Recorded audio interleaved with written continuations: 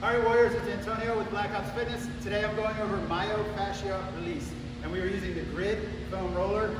This is the one I recommend because it's hollowed out and it's very firm, and it's going to give you the best bang for your buck. Essentially what we're going to be doing here is deep tissue massage.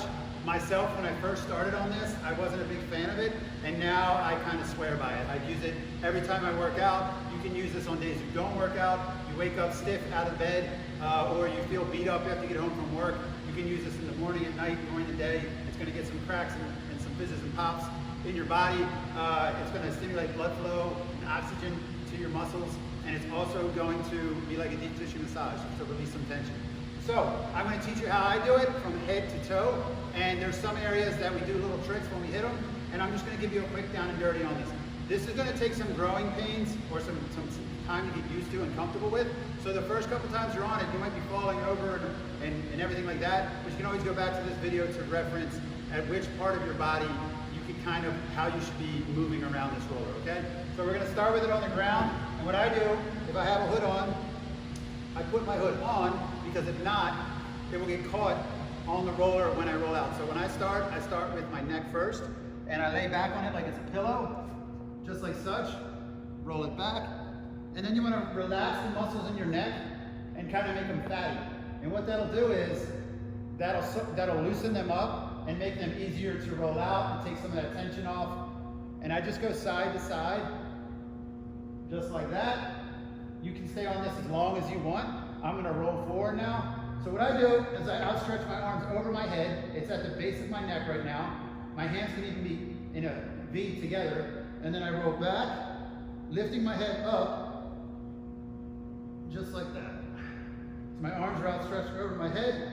And then I can roll to my right side under my right shoulder and hit the lat muscle on the right side.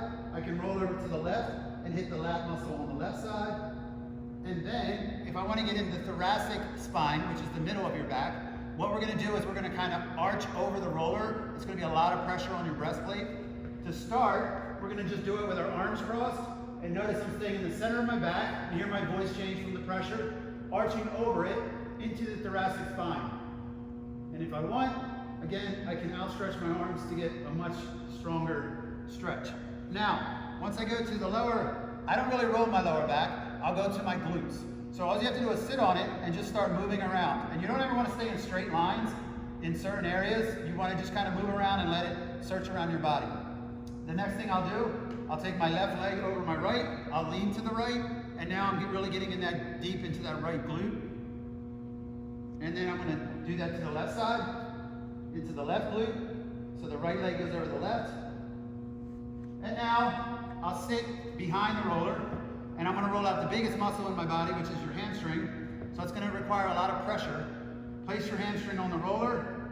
You're going to be holding yourself up with your arms, and you're going to be able to apply more or less pressure by keeping yourself off the ground with your hands. And I'm rolling back and forth. You can kind of move it side to side if you want. Again, you're welcome to explore.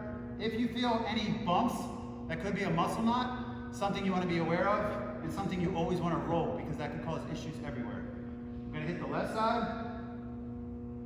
If you have been doing this for a while, you're used to a roller, or you have big legs, you can put your leg over top to cause more pressure on the roller when you hit the hamstrings. It's a big muscle. Now, the iliotibial band goes from your knee to your hip. This is kind of a controversial topic. I roll it, and some people say never roll it, but I don't believe that. I think if you roll it lightly, it does aid, especially if you have back issues, because tight ITB bands can cause a multitude of issues, and stretching is great, but rolling them out has always really worked well for me. If this feels like an aluminum bat is rolling over your leg, that means you have tight ITB bands and it's something you want to address through either stretching or foam rolling. So what I do is I turn my leg all the way on its side, and I step across with the opposite leg, and then I walk my hands up until I get to the knee, then back to the hip, kind of back and forth, just like that.